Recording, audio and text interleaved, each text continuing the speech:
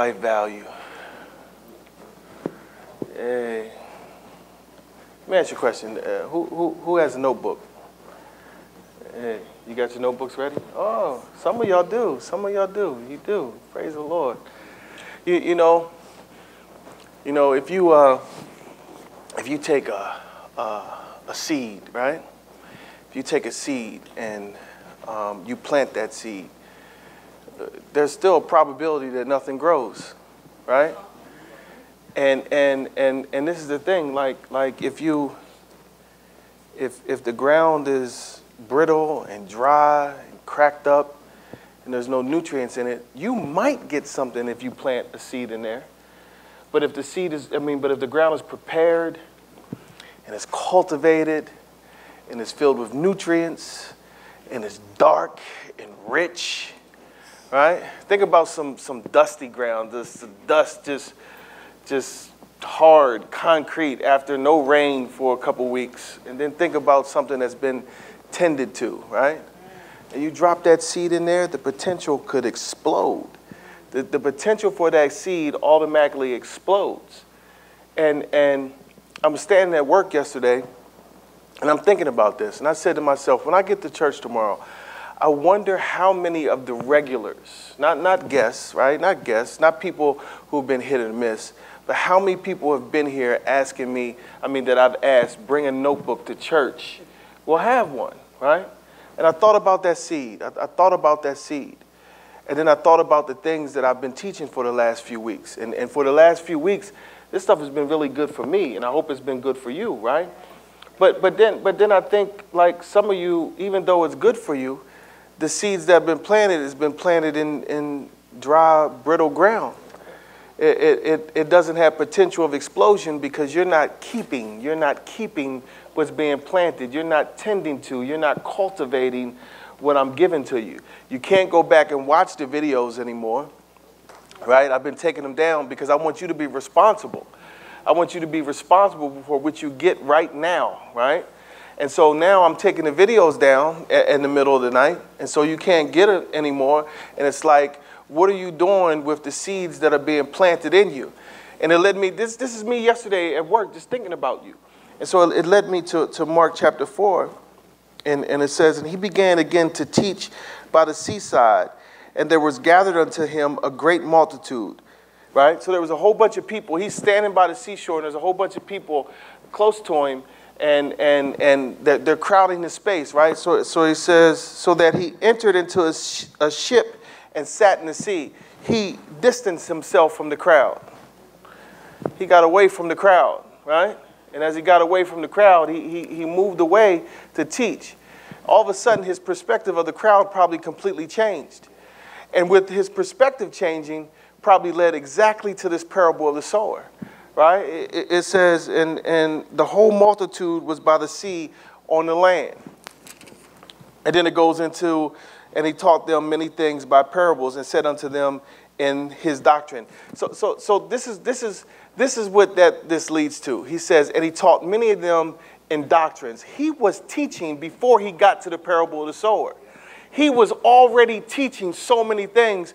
And as he's looking out, he's probably seeing people having conversations. He's probably seeing people not tending to what he's been saying. He's probably seeing people just doing whatever they want to do. And he says, some seeds are falling on stony ground. Right? And he's watching. He's not stopping doing what he's been gifted to do, what he's been called to do. He's going to do what he's going to do because he understands his value in the earth. Amen. And so because he understands his value in the earth, he's doing exactly what he's supposed to do. But at the same time, while he's giving his value to someone else is not understanding what's in front of them. And so because they don't understand what's in front of them, they don't value the gift that's in front of them that has been given to them. And so I asked you to bring a notebook so you can work on the nutrients, so you can understand who you are, so you can gain this understanding out of your life. And some of you just refuse to do so. Some of you just refuse to do so. I've been asking you this for 7 years. Bring a notebook to church, right? And some of you haven't been here for 7 years, but I've been singing the same tune. Bring a notebook to church. Write it down. Now, do you remember more by writing it down? That's with anything, right? With anything. You write it down. Not only do you hear it, but you write it on your heart. You write it on your brain. You write it on your mind. This is not necessarily, can I be honest? This is not necessarily a toe tapping, jumping up and down ministry. This is a teaching ministry. When you come here, you got to understand that you come into a classroom. You come into a classroom when you come here. And so when you come into a classroom, you might get inspired of the teaching that goes forth, but it's for you to use for your life, not for you just to jump up and down. If you do jump up and down, if you do cry, if you do worship the Lord, praise God, because that's what we're supposed to do. But let me tell you something, but when I step up, I'm coming to use my gift to teach you. And you got to look at me as the teacher.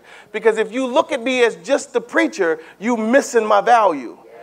I'm telling you something, you missing my value if you look at me as a preacher. Because I'm so much more than a preacher. I'm telling you, my mind has been weaponized. I'm telling you some good stuff. And what's going on in me, this reinventing of myself, this recreation of myself, what's going on in me, if you're not wise and if you're not vigilant, you're going to miss this move. You're going to miss this move, and by missing this move, you're going to be left behind and don't know why, because you're going to be getting the same thing that everybody else is getting, but because you refuse to grow, you refuse to move to the next level of your life. This is the crazy part about it. Whatever a teacher teaches, he already has, or she already has. It's just the compelling issue of the gift that they have to give it to someone. Listen. I'm so focused right now. I get out of bed every morning at 4:45, 5 o'clock in the morning. I don't have to be to work till 8. I'm downstairs by like 5:03 with a cup of coffee in front of a book with my pen out, with someone ministering to me as I'm reading and writing. I'm so focused right now, and I'm so on this trajectory of growth that, listen, if I never preached another sermon and I didn't in this ministry, I could preach again somewhere else, because it's the gift. It's the gift. If we got down to 5 people in here and no one else was coming, you can guarantee Jamal would shut the door. No one wants to hear me no more. But I would preach again. I would preach again. That evening, if it's to Teresa, I'm teaching her now. Right? But in this capacity, I would preach again. Because just because one person doesn't see value in your gift doesn't mean someone else doesn't see value in the gift. You see what I mean? And so Jesus understood. He said, listen, I was sent to one people, but they didn't see the gift. And so because they didn't see the gift, he turned around and went to another people. Right? And so what you have to understand is that you got to take advantage of when there's a gift standing in front of you.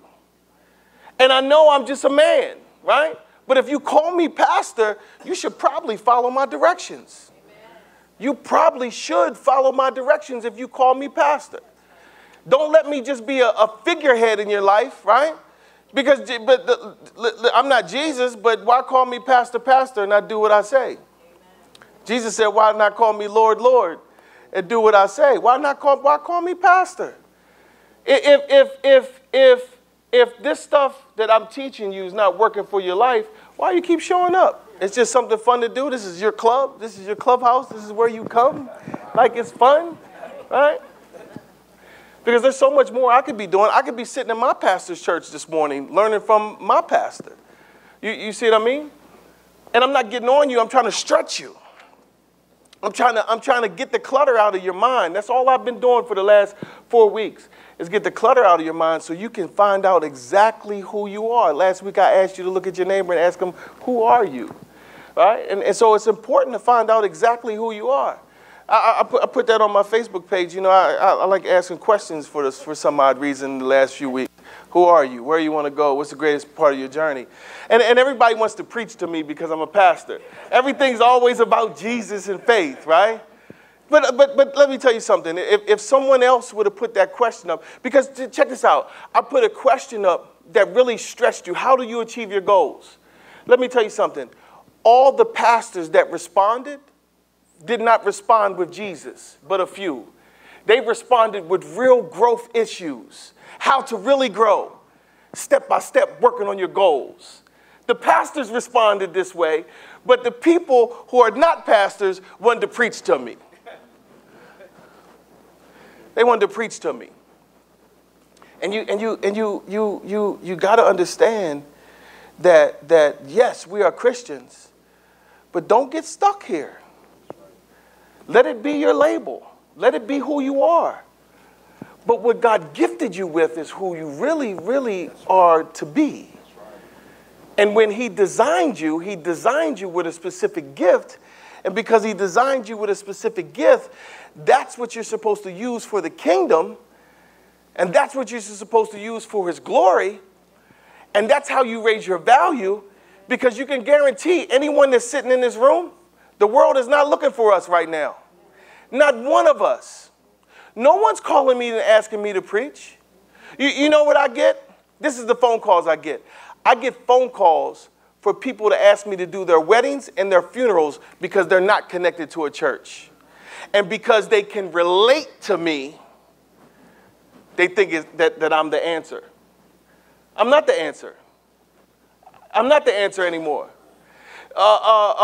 What's the pastor's name in Chambersburg? I'm so sorry. Please, I hope you don't see it. I forgot your name. I'm so much in my mind. He got the church in Chambersburg. I preached there a couple times. Come on, Aunt Carol. Yeah, Pastor Bell, I'm sorry. I'm getting a little old and a little. I'm 38. I'm getting a little old. He said to me, I'm so glad you pastor now. Because they always called me for the funeral and the wedding. And now I don't have to do them. They can call you. Well, they're about to find somebody else. Because you just don't get to use my gift. You just don't get to use me. You see what I'm saying? You just don't get to use me. And yes, I'm a servant. That's what I am. But you just don't get to use me. You get to let me serve you. You get to let me serve you. But you don't get to use me. And there's a difference between using me and allowing me to serve you. There's a difference. And when I was younger, like how long we been doing this? 70. When I was 31, can I get my coffee real quick? We got time, don't we? It's noon. Can I talk to y'all for a second? When I was 31, when I was younger, hey, ma'am, excuse me, what's your name, ma'am? Millie? I'm 31, I just want you to know, I got a little... We only been doing this 7 years, 31, 38. My wife is 12 years older than me.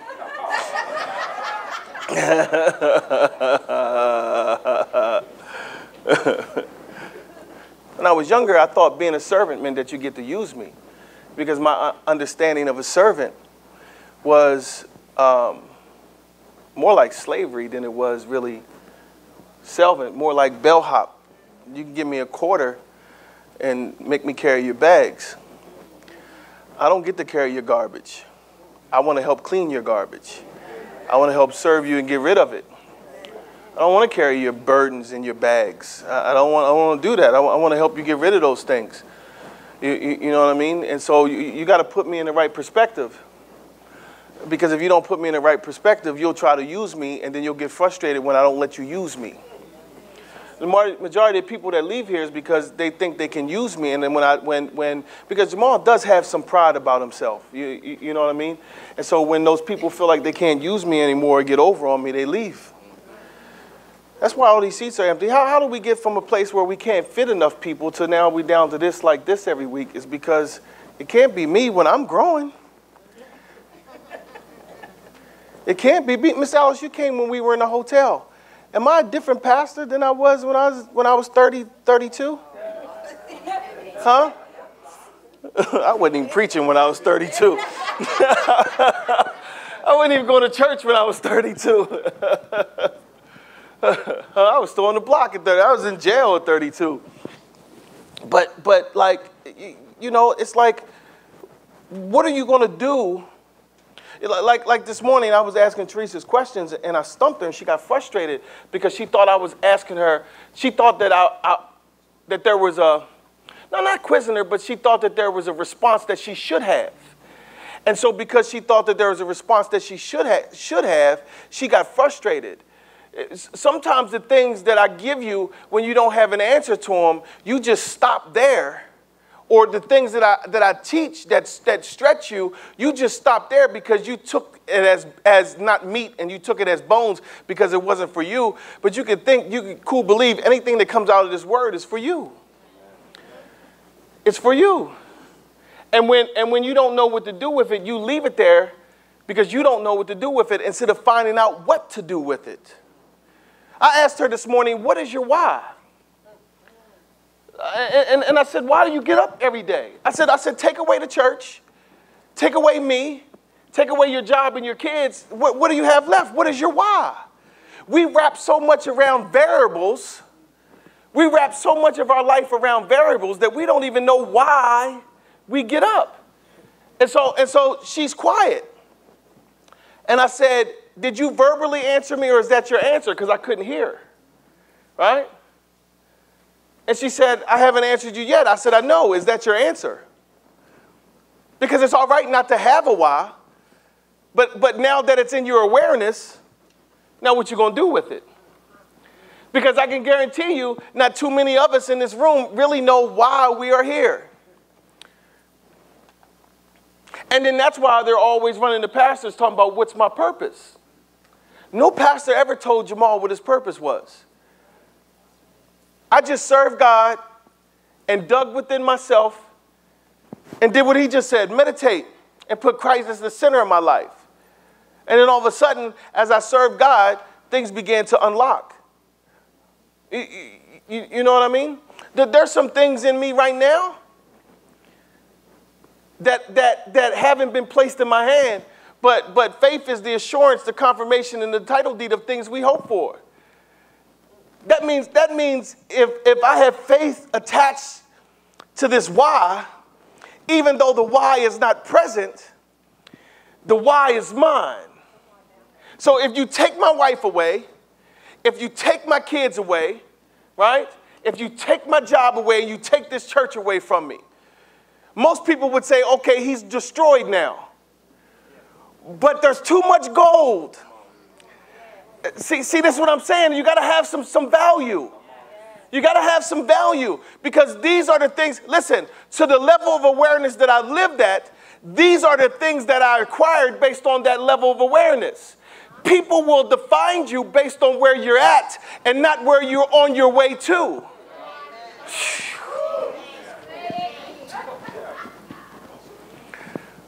See, someone that's watching that keeps seeing these empty seats that was here, they're saying, see, I told you so.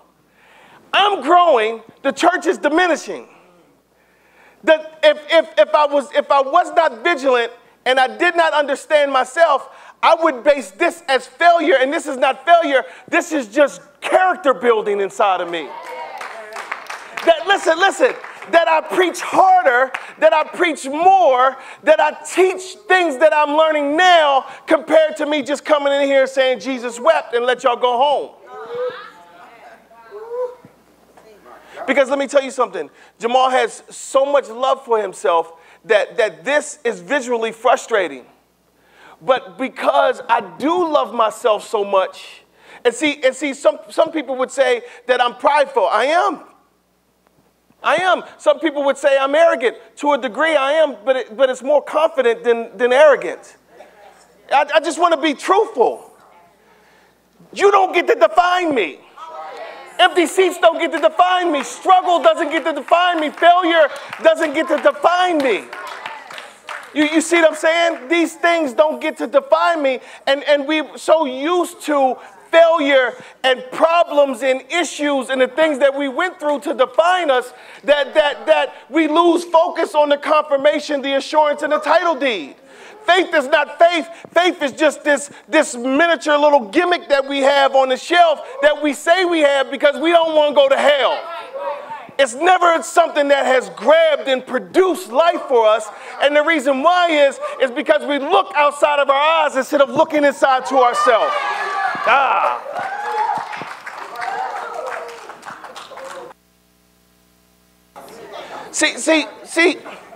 See, you don't get to confirm, but faith in God gets to confirm to me. I don't need your signature on a title to tell me it's mine when God had already signed it on my heart. See, a lot of us has to stop expecting. You don't have no hope. Listen, coming to church is just a part of the routine. Going to work is just a part of the routine. Why do you go to work? Because you've been forced to. You got to pay to live. And so because you got to pay to live, that's not your decision. Why do you go eat? Because you either decide to because you know. But if you go so appreciate it. You appreciate food. Or if you go so many days, you're going to be forced to.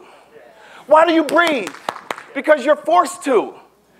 These are not your whys. This is your I have to do. This is I have to do. You don't get to decide these things. What are you going to decide for yourself? If this is faith that brings forth results, part 5, think about all the things I said up to this point. What are you going to decide for yourself? Because you've been going to somebody else's job, making somebody else money, more money than you can make, right? Eating food because you have to, breathing because you have to. What is your why? Why do you exist? Because listen, any of you who has, Sabrina, how old is he? He's about to leave you. And don't stick your lip out. You better find your why. Or you're just going to be waiting for his phone call sitting at the kitchen table every night. This is what I'm trying to tell you, man. Listen, that's my last one. You see how, look at the difference. Look at the difference. She said, oh, right? That's the end of my responsibility. What's the day, the 24th? She has 24 days, and she is 18. I could open my door and set her out on the porch like Dino in the Flintstones. She'd probably jump right back in the window.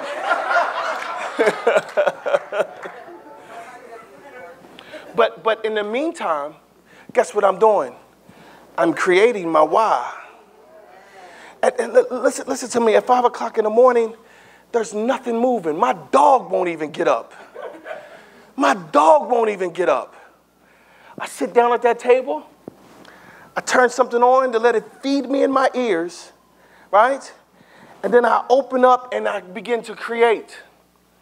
Because I'm creating my why. I'm creating my why. Listen. I said this. If a seed is dropped into brittle ground, it produces nothing. If it's dropped into rich soil, the potential is great. I keep getting prophesied to from the day I walked into church that God's got some mighty things for you, Jamal. It got to the point that I heard it so much. Listen, I started saying, well, when's it going to show up? You was the last one to say it to me, right? Let me tell you something. Carrie, you see me differently. And Carol, you see me differently. Tasha, you see me differently. Nikki, Nell, I don't know by Anastasia. I got some years on her. You got some years on me too? Not that many. Hold on. Not that many. You about 36. I'm 38.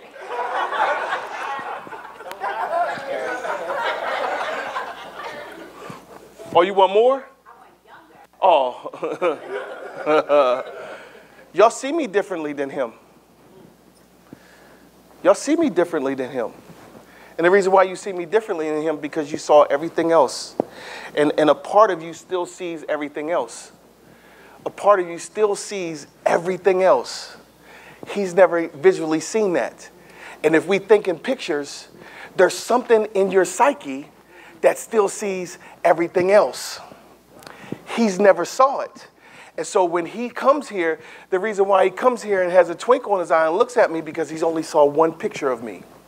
He's only heard one aspect of me. He's only have one recording of who I am. And so what you got to understand is that you got to lose one image of me, and you might have to lose one image of yourself. You see what I'm saying? You might have to lose one image of yourself in order to correctly appropriate this relationship. Because if you don't, you're missing out on what's in front of you. And so listen, this title deed of things we hope for being the proof of things we do not see and the conviction of their reality, faith perceiving as real fact what is not revealed to the senses. Look at what I'm looking at sensory-wise. Look at what I'm looking at sensory-wise. Think about what you're doing sensory-wise. You go to work, you eat. Listen, dreams get stifled on your job. They gave you so much stress today that you can't even go home and work on your own dreams because your value is in the job more than it is in yourself. They teach you how to be successful and give you a skill set based on what they want you to do. And you achieve it on the job and think that you're successful when you're not really successful. You're just successful in their system. And so because you're successful in their system, you could leave that system, do the same job, and not be as successful. And the reason why is because they taught you a way. They modeled a way in your mind when you've never modeled a way in your own mind. There's nothing in your own mind that you've created. Listen, at 14, I went to McDonald's. I was so good, I started flipping burgers with two burgers at a time, right? We were so good. We had a system running. That was my 14-year-old self. I left there and went to County Market at 16, and they wouldn't advance me because I only learned how to stock shelves with one hand. I was lazy. And the boss was saying, why does it take you so long? Jamal, use two hands. Work, son. I remember him coming by, cutting boxes with me, and use both your hands. And I'm just going. And then I do it for a while, and then that was it. And then from there, I learned something. I learned something about myself. I learned something there. But I didn't have it in me to achieve it. It wasn't my body, it was my mind. Why should I do this? You keep putting me outside where it's hot. You make me go outside in the rain and the snow and only call me inside when there's a spill. You make me come clean up messes. I'm not going to work hard for you. And so because I won't work hard in their system, I don't get to advance.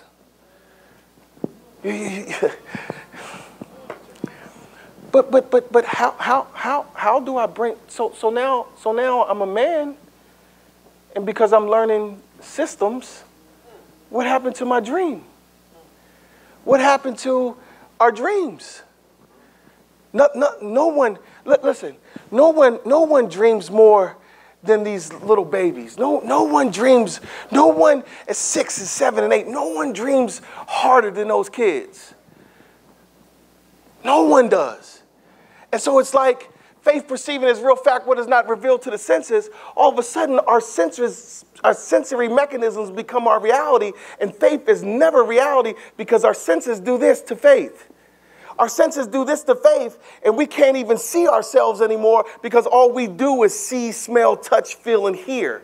But faith is perceiving. All of a sudden, faith wipes it away and allows you to see. And as it allows you to see, all of a sudden, faith perceives not what the eye sees, not what the ear hears, not what it touches, but what it dreams about. And now, all of a sudden, my dreams become a reality, right? But conviction of their reality, faith perceiving as real fact what is not revealed to the senses. And so now that it's not revealed, where do you have to see it? You got to see it somewhere. It says perceiving as real fact what is not revealed to the senses. But you have to perceive it somewhere. You have to raise your value, because if you don't raise your value, you'll be exactly what you've been commanded to do, is go to work, eat, and breathe. And you gotta know that there's more than you than that. There is so much more than you than that. And if you don't do something about it, Naya, if you don't do something about it, you're going to go to school and you're going to get into the system and you're going to come home with this big college bill and work at Citicorp when you could have did that next week. If you don't find out who you are, if you don't find out who you are, you're going to go and get all these school loans, and then you're going to come home and do exactly what I'm doing. I'm working with a dude with a master's degree sitting in the car lot. And check this out. I'll go ask him questions because he has some answers to my dream. And I'll go ask him, and he'll get real studious on me. Well, what you need to do is, and I'm in his mouth. Getting it all for free. Thank you. And then I take his master's degree information and I go make it happen for myself. You got to understand, your value is not in these systems. Your value has been given to you by God. There's something in you that the world needs. There's something in you that you owe me, because the gift wasn't given to you for you. The gift was given to you for somebody else. And you owe me something, man. You owe me something. Anastasia, listen. We were in Bible study 3 weeks ago. And I said, Anastasia, what are you supposed to do in life? She said, just be happy and lay in a bed of roses. Sunflowers, daisies, petunias, begonias. And I'm standing here saying, no. What happens after you reach happiness? You're not happy now? You're not happy now? To some degree we are. We get complacent and we get happy in this little groove. Let me tell you something. Look at your habits. Look at your habits. That's your future. What do you go home and do every day? You get off work, you cook dinner for them kids, you yell, did you do your homework? Did you do this? Did you do that? And then you're so tired, and you went through so much at work, and then you just go and get in the room, and you turn on Netflix. There's your future. You'll do that tomorrow, and the next day, and the next day, and the next day, and the next day, and the next day, because that's your value. That's what you do. And I'm tired. I can't get up earlier because you don't know what I go to bed earlier. See, the reason why you read the word and you ain't getting nothing out of it, because you're not doing it when you're alert. You're doing it after all the days of stress. Why do you think I'm getting up at 5 o'clock? Why do you think I'm coming in here with a different lesson? The reason why I'm coming in here with a different lesson, because I'm doing something different. And the reason why I'm doing something different is not for you. Listen. It was August. I'm standing right back by that door, and God said to me, your next level is not in the Bible. I said, how? I'm a pastor. I'm a pastor. How are you going to tell a pastor? I was talking to somebody. I'm talking to somebody, and he said, your next level is not in the Bible. I said, what? I'm a pastor. I'm a Christian. That's the only book I've read for the last 7 years. I've read no other books. He said, son, your next level is not in this book. I said, okay, what am I going to do? What am I going to do? What am I going to do? What am I going to do? I mean, how are you going to leave that breadcrumb? Where does that lead? How do you find more? How do you find more? If God gives you instructions and you don't know why, that he's giving you a new why, then what are you going to do about it? Just be stuck. No, I don't want to get ahead of myself. Give me next slide. I don't want to get ahead of myself because I want to show y'all some things. Look. For by faith, trust, and holy fervor, right? This holy fervor. Look at this. Fervor. Faith. For by faith, trust, and holy fervor, born of God, the men of old had divine testimony born to them and attained a good report. Fervor. It's a Latin word, right? It means to boil, to glow, a strong feeling of excitement and enthusiasm, a very strong feeling or belief in it. Listen. The King James Version says, for by it the elders obtained a good report. So King James doesn't expound and open up the scripture. Hebrews 11:1 says, now faith is the substance of things hoped for and the evidence of things not seen. Verse 2 says, for by it the elders obtained a good report. This is what you're taught faith is. I'm waiting on the Lord. I'm waiting on the God. I'm just waiting and believing God. And then you sing songs. I'm waiting. How's the song go? Just wait. Well, how's it go? You know I don't know none of them songs. I don't even listen to music. Huh? You don't see, look how many y'all sing different songs. I don't mind waiting, right? I don't mind. Listen, while you're waiting to see the manifestation on the inside, you better be moving on the outside. See, it says to boil and to glow. This fervor means to boil and to glow. All of a sudden, there has to be a desire wrapped around what you're praying for, what you're believing for. Because if there's no desire, if there's no burning desire to create more and to be more and to do more, you're going to be waiting for a long time. And God's going to be coming around telling because you'll start telling people. When this faith builds up and this trust and this holy fervor and you get all inspired and you start dancing and moving and doing all, and you're going to tell the Lord's going to do this in my life, I'm going to prophesy now. Give me 6 months. Give me 6 months. You're going to be dancing about something else and you're going to forget about that church service. You're going to forget about that church service. You're going to forget about that. And the reason why you're going to forget about it is because you don't know how to bring it to pass, because you've been waiting.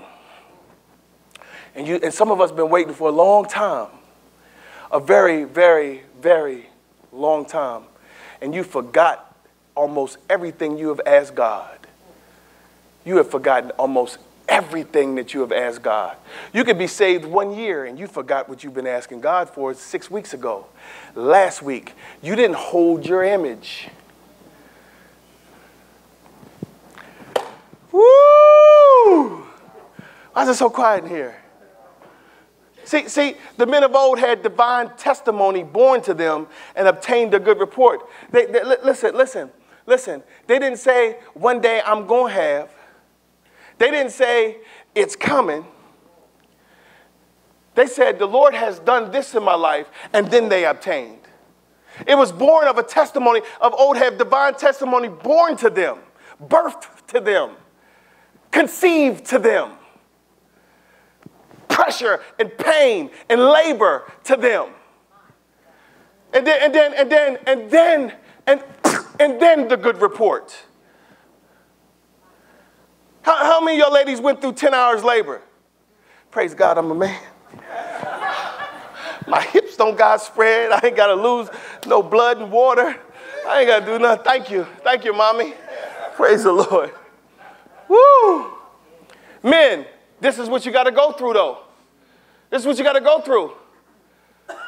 Failure, success, failure, success, failure, success, failure, success. Listen, the goal's way over there. Failure, success, failure, success, failure, success. See, we get so used to failure and them telling us, oh, you can't do it, that we stop believing God because somebody parallel confirmed to us that we can't when God has already confirmed that we can. Right? Because faith is perceiving as real fact what is not revealed to the senses. It's because faith is real fact. It's a reality. What is not revealed to the senses, as soon as someone with their sensory mechanism see that we failed, they come and confirm that you're a failure and you can't do anything else. And because you failed at other things and mommy and daddy were scared to do what they were supposed to do, and they told you, listen, just don't try this, do this. You've been programmed to do this, keep failing. And so because you've been programmed to keep failing, you better break away from that mindset. You better break away from that mindset. You better do something with your life. I thought about it today. How many years do I have to 80? These are going to be the best days of my life. And it won't be because I'm waiting on the Lord. It's because I've waited on the Lord. And he has renewed my strength. What do I need new strength for if I got to sit still?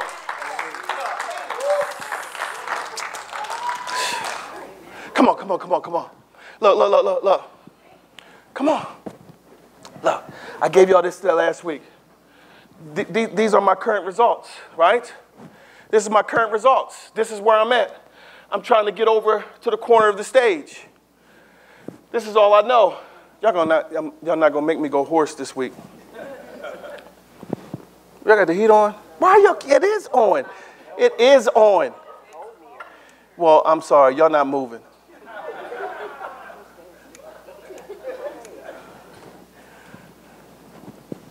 Listen, this is your current results. You have thoughts that equal results. This is your current thoughts. These are your current results. But you're trying to get to new levels.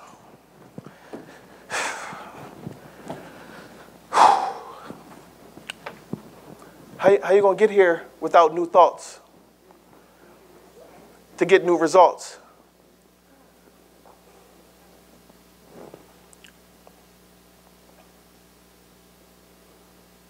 Think about it. Thoughts, plans, ideas, faith. Thoughts, plans, ideas, faith. You get a new thought. Listen, here's a new thought. Bring a notebook to church and come to class to learn. That's a new thought. Listen, let me ask you a question. Let me ask you a question, Ruby. Let me ask you a question. Karen, what results are you getting right now? Right? What results are you getting? These are your results. There's your dream. Thoughts, plans, ideas, and faith. I'm waiting on the Lord. But I'm aspiring to be way over there. And listen, if any of you care to see, go up there and stand and look at this spot and see how far it really is. From your seat, it doesn't look that far. But when you get up there, it looks a lot farther than it does from here to there. It does. Because you know why? You go up just 2 levels, 3 levels. You go up 3 levels, and from that corner to here, it looks so much farther. From here to there, because my eyes see on this level. So because my eyes see on this level, it doesn't look that far. But when I step up there and look down to here, it looks a lot farther than from here to there. And so now I have these. Listen, it says, do not wait for outside conditions to change. Make the decision from where you are. And so I told you last week, you must visit. You must visit this place over here. Because if you don't visit this place over here, you'll never, listen, you will never raise your awareness to be able to dwell here. And so you dwell over here, and you got faith for this place. And listen, faith for this place is the current results you live at. You don't know what it's like to live on another level because you haven't had the faith to live there. Listen, you've had the wish. And like anything else that you wished for when it came to pass, it was accidental growth. Deciding to grow is something completely different than growing by chance. Listen. Is anyone happy and ready to spend the rest of their life where they're at? Huh? Me either. Is anyone? Anyone. It's okay if you are. Listen. Don't let the dreamer define your life. I'm the dreamer. Don't let me define your life. I got fired for being a dreamer. You see what I'm saying? I got fired from a job for being a dreamer. Don't let me define your life. Don't be scared because I'm standing in front of you to speak your belief system. Because your belief system is where you're going to go. Because I'm a dreamer, I'm always wanting more. My wife says, this is what my wife said, I didn't realize what it was in me. She said, every time you get to a certain place, you don't take care of what you got because you've achieved it. And you're on to the next thing. Right? And I didn't realize it, but used in a negative manner, I lose what I achieved. Now that I live differently and I see differently and I think differently, now I understand that goals are a cog on my wheel. And if I remove a cog, my wheel don't move.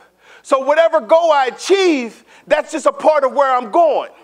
And so because it's part of where I'm going, I got to make sure that I do maintenance on the things that I've already achieved instead of just letting them go, right? Because I can't get to where I'm going when I've stepped up on a new level and then I take out from behind me because something might come to knock me down and I don't have nothing to fall back on. See, listen. You gotta have this mentality though. There was old days. I mean, like a couple centuries ago, there was a leader of an army. He said, "We're sailing to this land," and when he got to the land to go conquer it, he told his men, "Burn the boats. There's nowhere to go back to. We either gonna take this over or we gonna die." See. We always set up safety nets for ourselves. We don't have the mentality of, I'm taking this over, I'm going to die. I just can't come back. I just can't come back. I can't. Once I'm gone, I'm gone. Once I'm gone, I'm gone, and I can't come back. And so you got to understand that if I'm living on this level, as soon as I start moving, that level is no more there. I'm going to take care of this level because it's a part of my cog. But in my mind, that level's gone. I'm never returning back to that place because I'm about results. And I'm about increasing my thinking. I'm about increasing my awareness. I'm about increasing my faith. I'm about increasing my value because somebody's going to have to call for me one day. And I better be ready. What are you preparing for? Work tomorrow. See, I must prepare for work. The reason why I'm popping melatonin every night is because I'm a night owl. And I won't go to bed at 9 or 10 o'clock. I'll go to bed at 1 or 2 o'clock. So I'm forcing myself to go to sleep so I can get up at 5 a.m. Because, listen, I'm about to go give this boss 8 hours of my time. And if you know anything about car sales, the majority of car sales work like this. You don't sell nothing for 10 days, you didn't get paid for 10 days. So if I don't create my dream, I go to work because I'm going to stay up till midnight at least, if not 1 or 2 o'clock. I'm going to sleep a few hours. I'm going to be tired. I'm going to stand on this man's job, and then I'm going to go sit down, and then somebody else who got the proper rest is going to stand in front of me and get the sale. So I might as well go to sleep and get up early enough to write my own future, to create my own life, and then go stand on the job energized because I slept and I'm ready to go. And not only am I ready to go, not only am I going to achieve on your job, I'm achieving on my own goals, and because of that, it's fueling me to achieve in your place. See, listen, achievement bursts achievement. Failure bursts failure, right? And so even though failure bursts failure, failure is a character builder. You use it to push your way to success. You just learned how not to do it the next time, but at the same time, when you achieve, it makes you hungry to achieve more. It's like sugar to the process. Achievement's like sugar to the process. If you, listen, I have no cutoff to sugar. I don't have a cutoff. I love it. See, now when you say all things in moderation, because I love sugar so much, I don't know how to moderate sugar. Listen, and this is what I said yesterday. I said, you know, I could go all day without eating, but once I eat, once I trigger that in me, I'm going to eat till I go to sleep. It's about what I eat. Listen to me. It's about what I eat that brings forth the best results. And it's about what I eat to bring about the worst results. So now I got to realize if I take this habit that I have, this way that I operate, and I put it into something else. Come on, listen. This is why you got to have a good relationship with yourself. If I take the never obtained it. Listen. Look at this. Thoughts and results. Come on, give me the next slide. Let me show you something. You got to stretch. Before I get to the next one, you got to stretch. You got video on there? I need volume. No, go back, because the video. There's a video. Be prepared for video all the time. Don't think I'm in the same place I used to be.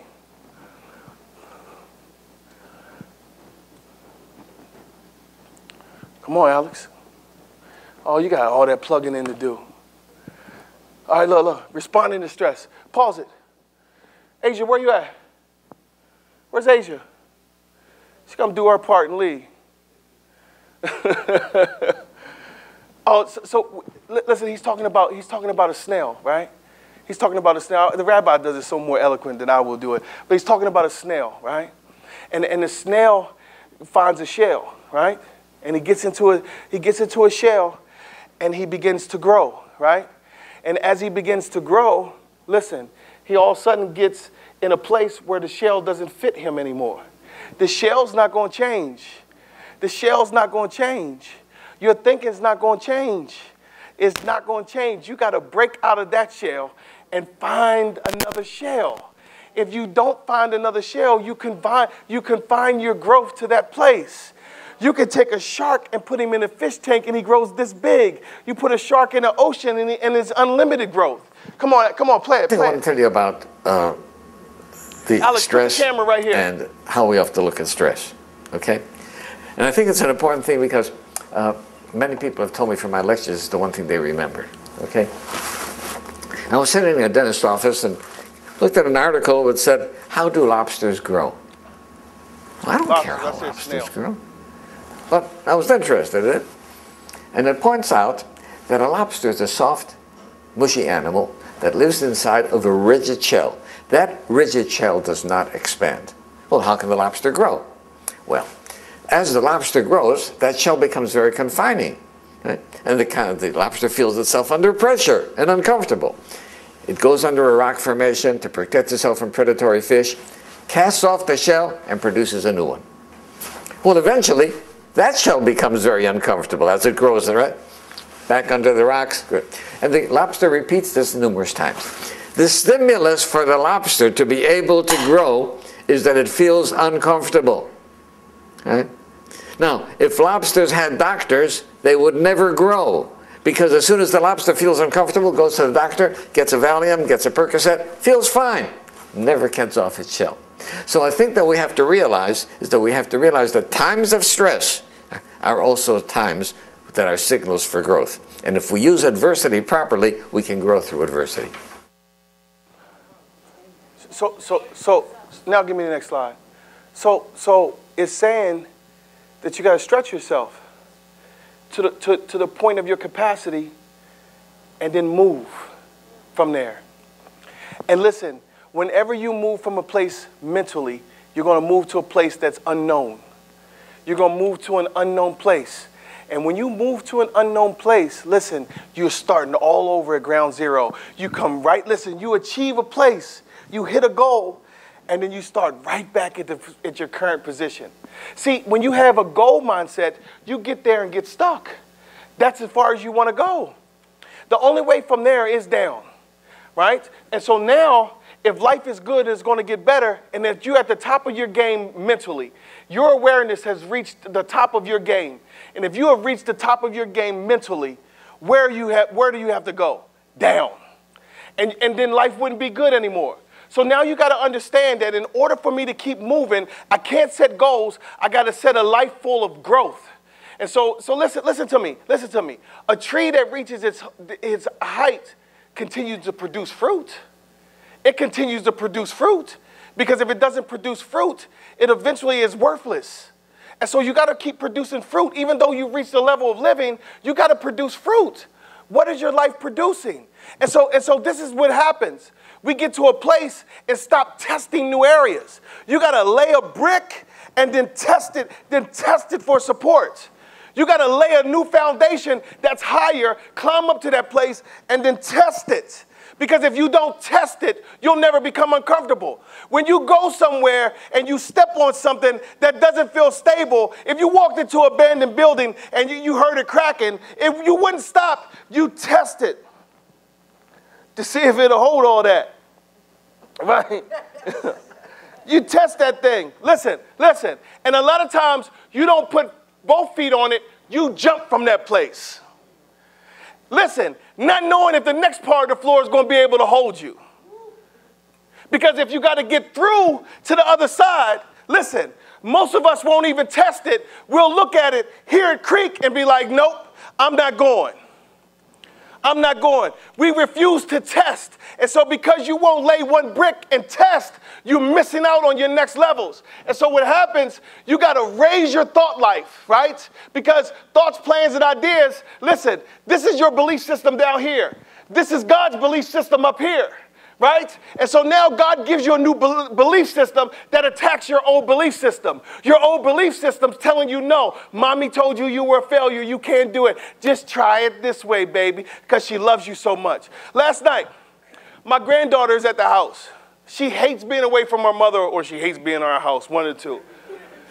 And she's running around with her sisters and her cousins. And she comes back and says, Poppy, can you call my mommy soon? Because it's going to be time for me to go home, right? And she doesn't know us and get to spend time with us because she doesn't want to never come, but she's getting older. And now that she's getting older, at least she's not crying for 4 hours while she's sitting there. She just keeps coming and saying, hey, I want to go home. So last night, after about 25 times of saying that, she comes in the room and says, Nana, can you call my mommy? And she said, okay, I'll call your mommy. And she texted her mother. I said, why'd you do that? She said, well, she wants to go home. This morning, me and my son was telling her, you should have never texted her. All the other kids are still here. Her mother came and got her first thing in the morning. Because she's uncomfortable doesn't mean that it needs to change. Because she's uncomfortable doesn't mean that she needs to change. The only way she's ever going to know us is if she stops fleeing from us. She wants to flee from us because she doesn't know us. And so because she doesn't know us is because we keep appeasing her comfort level. Listen, if that's what she's being trained now, what's going to happen when she gets older and she doesn't even have any inspiration or motivation to do anything because she's been made comfortable since she's a baby because she cried.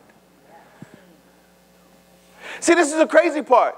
This is the crazy part. When she was coming to the house when she was younger, after so much crying, because that's a comfort level that you can't take, now look, you're going to stop all that crying. But now that she's older and not crying and is able to communicate intelligently, Nana, I want to go. And because now it's not crying and it's cute, Nana folded. Before, when she was a baby, your mother's not coming. Now you're going to stop all that crying and sit down and go on somewhere. But now that she's learned to manipulate with her cuteness, she worked Nana.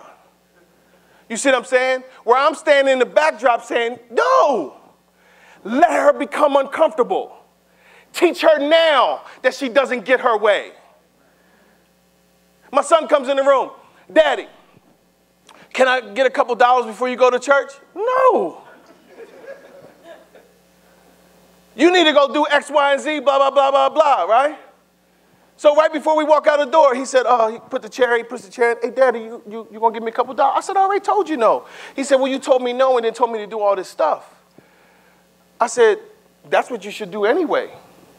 It doesn't require me to give you a couple dollars for you to do those things. I want him to be uncomfortable. I want him to be uncomfortable. Listen, you're too old for me to keep making you comfortable. You see what I'm saying? Because the reason why it is the way it is because we've made all of them comfortable. But listen, somebody's got to lead. Somebody's got to walk out first. And if I'm walking here, I'm telling you to be uncomfortable. Everybody get up and move. What, y'all think I'm joking?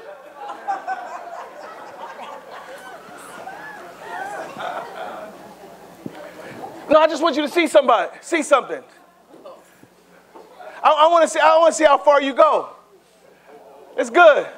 Oh, no, Mandy, stay right there. Stay right there, because that's what you want to do. You just saw me look at you. You stay right there, because that's where you want to be. That's where you want to be. Miss Alice, you stay right there. See, yours was going to take more effort, but that's not good. Yeah. Now that you have a different perspective, because most of you have sat in the same spot the whole time.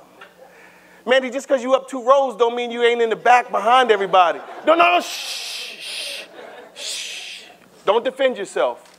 I want it to be uncomfortable. I'm saying your name on purpose. I'm teaching you something. Nell, you didn't move. No, you didn't. No, you didn't move.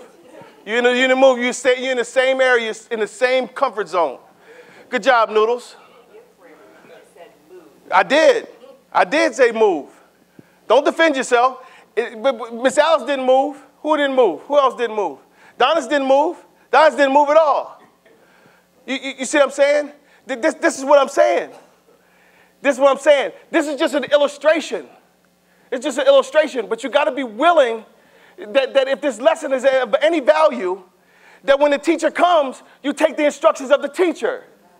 You see what I'm saying? And so now, if you're going to have any different, because it made no sense for you to move. It made no common sense for you to move, but I'm trying to get you to learn how to move into a different area of thinking. And if you're never going to move to a different area, you move right back to your same spot. You move to your same spot. That's your perspective every week. Listen, your comfort doesn't matter. It's the results that you're after that really matters. It's your results. And if it's about your results, then you got to do something about what you're comfortable with. You got to break your mold. Because listen, there is a you, man. There is a you that you haven't experienced yet. And so because there's a you that you haven't experienced yet, you got to be willing to break out of this mold. Listen, let me tell you something. This is the first time I've ever seen her. She moved. She moved. Some of y'all been with me forever and didn't listen to me. Next slide.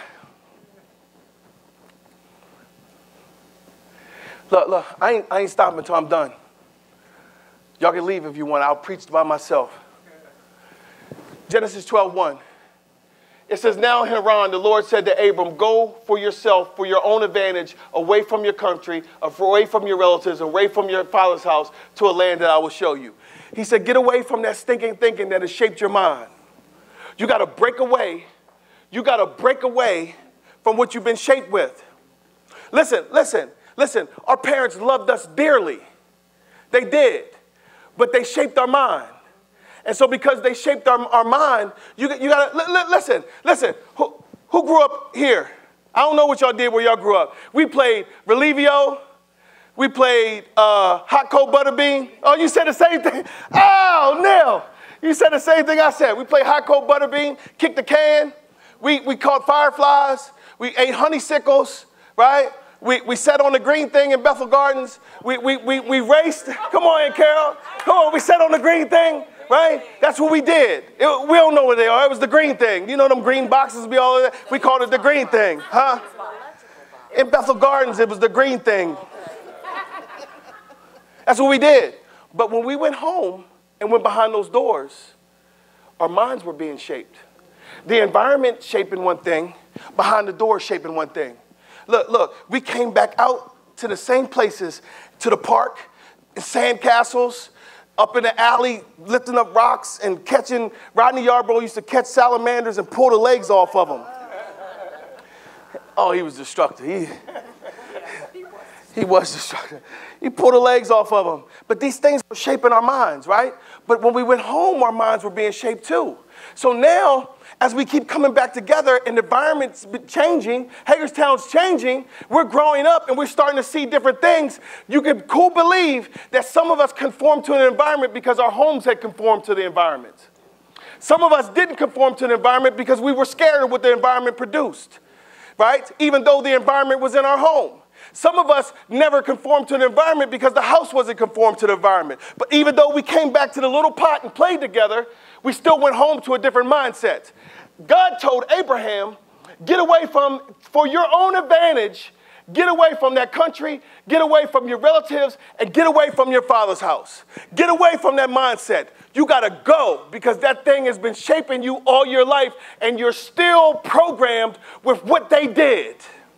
Listen, you were in a house where there was fighting. You were in a house where there was fighting and arguing and confusion. You think that didn't program you? You were in a house where mommy did everything for you. You still on your mommy's lap. Get off the nipple. And because that's what mommy did for you, that's what you're doing for yours. And you're babying them and you're stunting their growth. Listen. The little Indian boy, was like this big. I was on the car lot. There was all this ice on the ground. This ice was thick. Little Indian boy, and me and the dad was talking about cars outside. And I said, come on, let's go look at the car, right? I said, you want to pick up your son? He said, no, let him walk. I said to myself, dang. Little boy takes off running. He says, hey, stop running, you're going to fall. Pow! Little boy falls, right? He says, he goes, picks him up. He says, don't run, you're going to fall. We walking. Little boy takes off running. Bam! Falls. He says, oh, I love this father. He picks him up. He says, don't run, you're going to fall. Little boy says, okay. He's walking a couple steps. He takes off running, smacks his chin on the concrete. Bam! Little boy breaks out crying. Ah! Reaches for his father. His father picks him up, sets him down, and says, don't run, you're going to fall. Puts him beside him, right? Lets his hand go. The little boy reaches his hand. He says, no, don't run, you're going to fall. The little boy holds on to his daddy's leg, and they walk. See, listen, the pain of failure and the teaching that came along with it. Most of us would have said, let me pick my son up because he won't listen the first time and protect him from being hurt. He was willing to let this little boy bust his first teeth out of his mouth in order for him to learn a lesson. I said to myself, I said, you want me to pick him up? He said, no. I thought something was wrong with his arms because he wouldn't pick him up. He was teaching his son a lesson. What are we teaching the people behind us? Because all of us are leading somebody in our life, even if it's just our significant other, even if it's her. You ain't moved that far. You didn't move at all. You didn't move. No, you didn't move. Neither one of you moved. No, you didn't move. If Nell didn't move, y'all two didn't move. No, y'all didn't move. None of the three of y'all moved. No, you didn't move. You didn't move. Viv, you ain't. Viv, no, see, yours is more difficult. Yours is more difficult.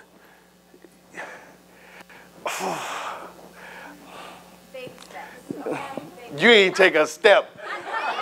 You didn't even say, Mother May, I cannot take a baby step. You just didn't move. Come on, next slide. Next slide.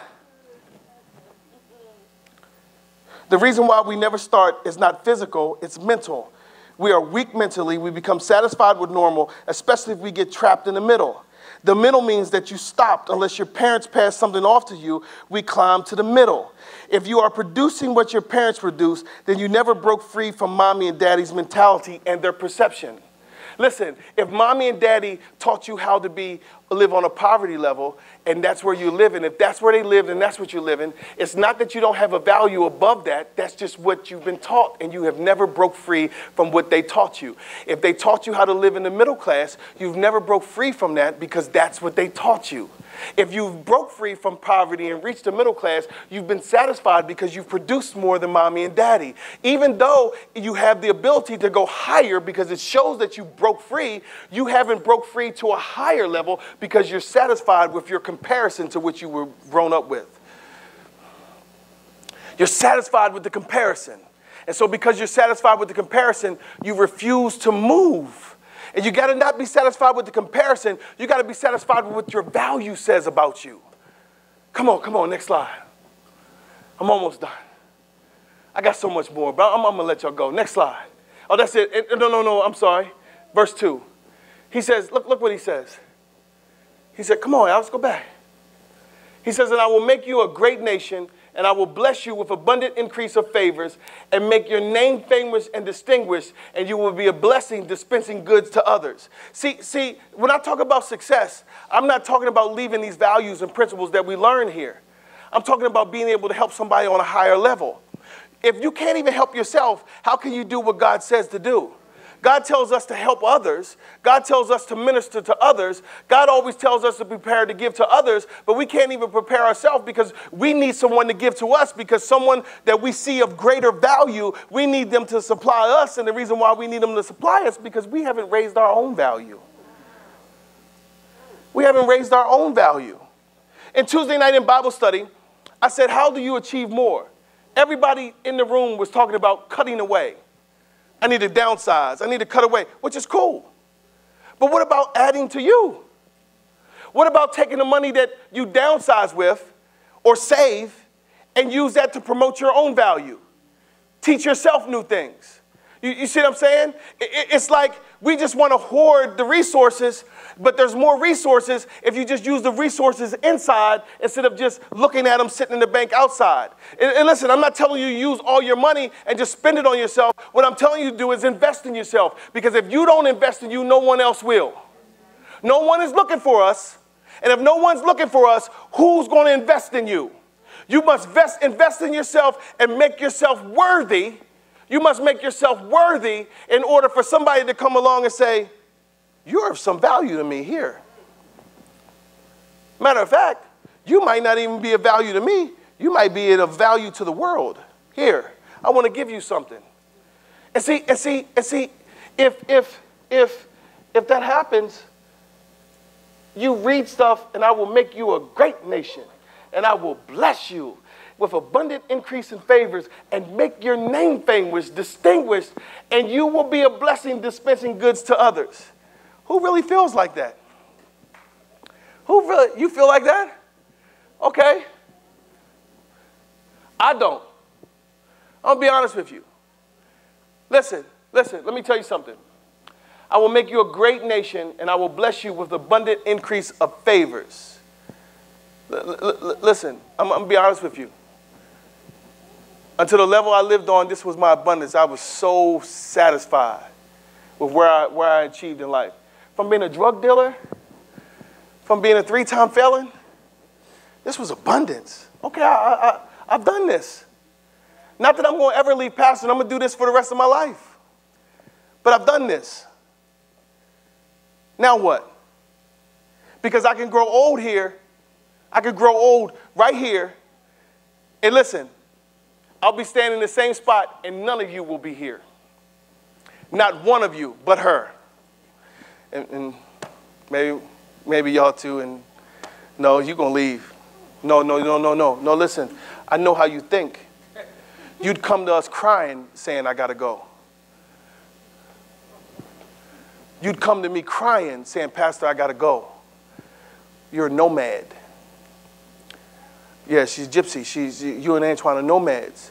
And if I didn't increase and be able to help you increase and take you somewhere or promote you somewhere, you'd have to leave me eventually, because your mindset is on growth. And so because your mind, she's quiet, y'all don't hear her voice, but I'm telling you, I know her because I spend time with her. And the reason why I spend time with her is because there's something in her, a value that's going to make me better. You see what I'm saying?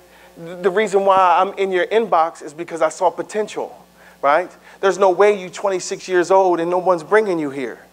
And you've been coming here since 62 for the last 4 or 5 years. That means you was 20, 21 years old coming here. And if you've been coming here and you keep coming back here, then that means I gotta find out what you don't know about you. If I'm your servant, then I'm going to serve the gift out of you.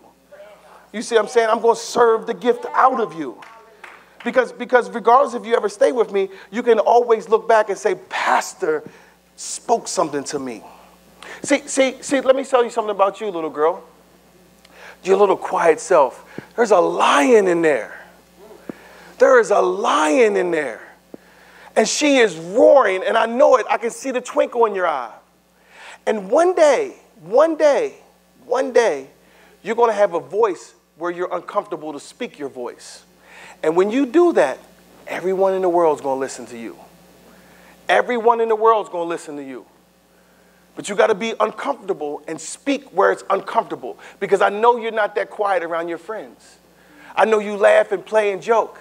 But when you come here, you hang on to me. I know you do. But let me tell you something.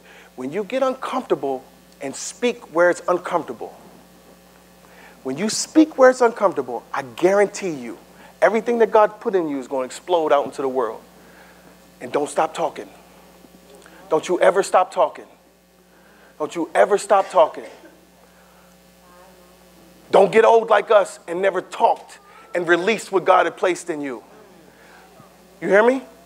Yeah. Come on, give God praise.